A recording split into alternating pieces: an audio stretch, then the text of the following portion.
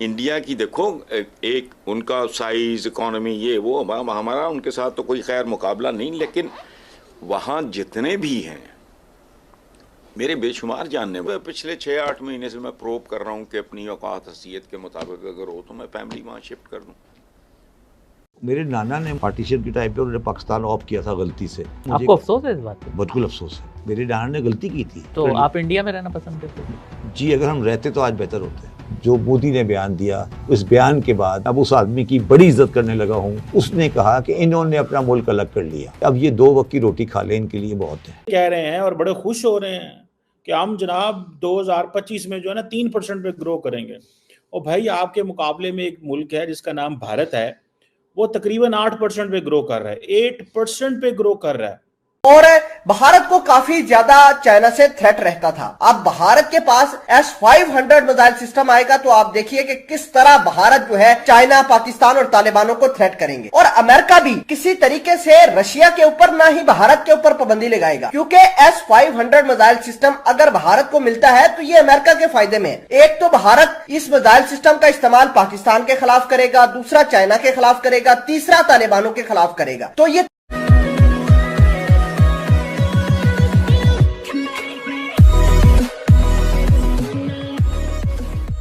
नमस्कार दोस्तों, 2-3 सालों पहले एक चीज़ शुरू हुई थी कि भाई मतलब जो पाकिस्तान की आम जनता है उन्होंने ये कहना शुरू किया था कि अगर हमारे बाप दादा यहाँ पर ना आए होते तो अच्छा होता, क्योंकि कई सारे जो इंडियन मतलब इंडिया के अंदर जो कई सारे मुसलमान थे उस समय पर वो वहाँ पर गए थे।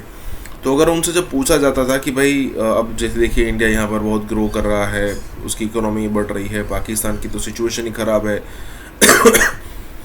तो अब क्या कहना चाहेंगे, तो उनका कहना ये था मतलब कि अगर मेरे बाप दादा यहाँ पर ना आए होते। लेकिन अब सिचुएशन ये हो रही है कि पाकिस्तान में बड़े बड़े लोग, नामचीन लोग जो कि टीवी पत्रकार होते हैं या फिर पॉलिटिशियन होते हैं या फिर कहे कि जो कमेंटेटर होते हैं, जो राइटर होते हैं, उस टाइप के लोग अब ये कहते हुए नज़र आ रहे हैं कि भाई जो मेरे बाप दादा अगर ना आए होते तो अच्छा होता, या फिर कहे कि अगर मुझे अब मौका मिले तो मैं अपने बच्चों को भारत में शिफ्ट करना चाहूँ।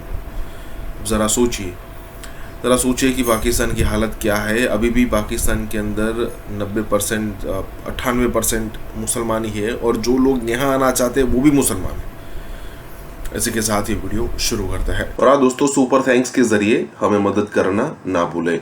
इंडिया की देखो, एक उनका साइज, इकोनॉमी, ये वो, हमारा उनके साथ तो कोई खैर मुकाबला नहीं, लेकिन वहाँ जितने भी हैं मेरे पिछले 6-8 महीने से मैं प्रोब कर रहा हूँ कि अपनी औकात हसीयत के मुताबिक अगर हो तो मैं फैमिली वहाँ शिफ्ट कर दूँ। अदा किया उन्होंने, 2-4 महीने पहले उन्होंने कहा कि ये अजीबो गरीब हो गया है कैपिटल हमारा इस्लामाबाद। क्या ये बच्चे घर से बाहर जाएं और जब तक वापस ना आ जाएं बंदा बेचैन रहता है। तो मैंने उनको शुक्रिया अदा किया कि मेरा ख्याल था मैं ही पागल हूं। तो in a country like this anybody who can afford, कि मेरे बड़ों ने 1947 में जो फैसला किया था, this is called Pakistan experiment, वो फैसला उनका गलत था,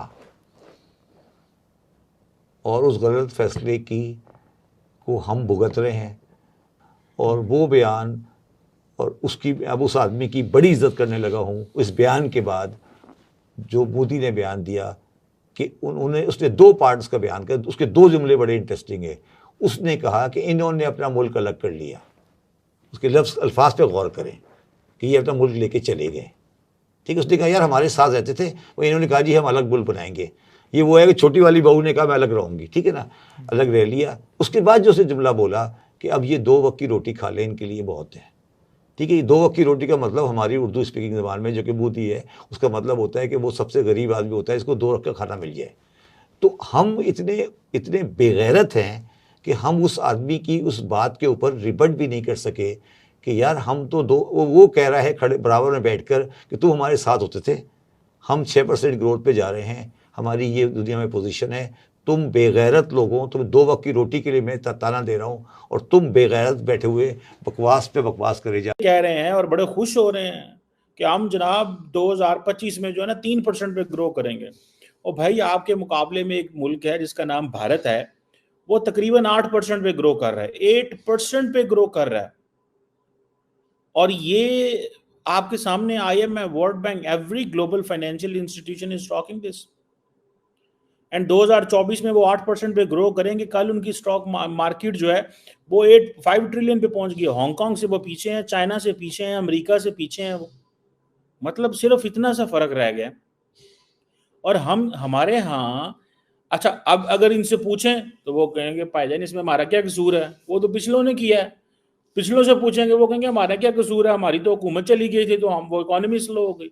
उससे पिछले पूछे वो पिछलों पर डाल देंगे, उससे पिछले से पूछेंगे उससे पिछले पे डाल देगा। मतलब कोई nobody is going to take the responsibility. 8% से भी ज्यादा वो कभी किसी इंडियन पॉलिटिशियन का सुना, कभी और किसी का सुना मुहज्जब मुल्क का? कुछ भी ना हो मुल्क में, सिर्फ लॉ एंड ऑर्डर ही हो, मेरिट हो, ये वो। मैं ये नहीं कह रहा कि आपने को जमीन पर बहिश्त बनानी है, नहीं, लेकिन ये बिल्कुल ही चंडू खाना, बिजली डकैती हो रही है, गंदम डकैती हो रही है, गैस डकैती हो रही है। तो क्या है ये? लॉ एंड ऑर्डर सिफर भी नहीं। अभी मांगा तुम्हारे IG पंजाब ने, जाती उम्र की सिक्योरिटी के लिए इतने करोड़ दे दो, और मौत ही नहीं पड़ती इनको, शर्म भी नहीं आती, ढीठ इतने।